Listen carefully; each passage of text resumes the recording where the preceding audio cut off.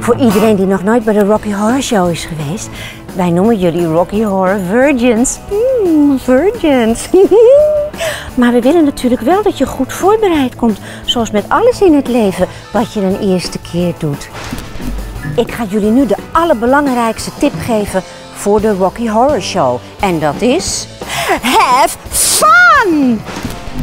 Doe mee met de time warp. Kom van die stoel af. It's just a jump to the left and a step to the right. Doe mee met de voorstelling en gebruik je eigen meegenomen attributen op het juiste moment. Gebruik een papieren zak als Brad en Janet een klapband krijgen. En kijk met mij voor het goede moment.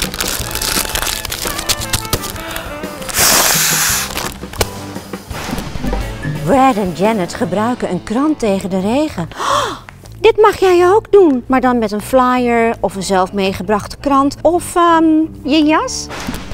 Op het refrein Volg het licht mag iedereen zijn eigen lichtje aansteken. Oeh, net als Brad.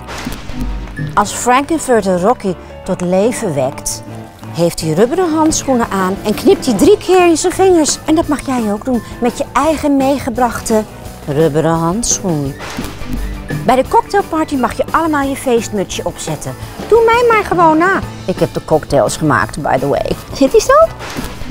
In het nummer Planet Schmanet zingt Frank-N-Furter Did You Hear a Bell Ring? Op dat moment mogen we allemaal ons eigen belletje rinkelen. En als je dat niet hebt, sleutelbos. Iedereen mag zijn kaarten de zaal ingooien op het moment dat Frank-N-Furter zingt Cards for Sorrow, Cards for Pain. Pain, sorrow. Geen dingen uit de film schreeuwen. Wij zeggen hele andere dingen. Wat ik niet ga verklappen. Geen water spuiten. Al die techniek, dat gaat niet. En ook geen eten, want dan krijg ik honger. Heb je goed opgelet? Op alle tips en tricks? Wij hebben er zin in. Jij ook? Kom je mee naar de Rocky Horror Show?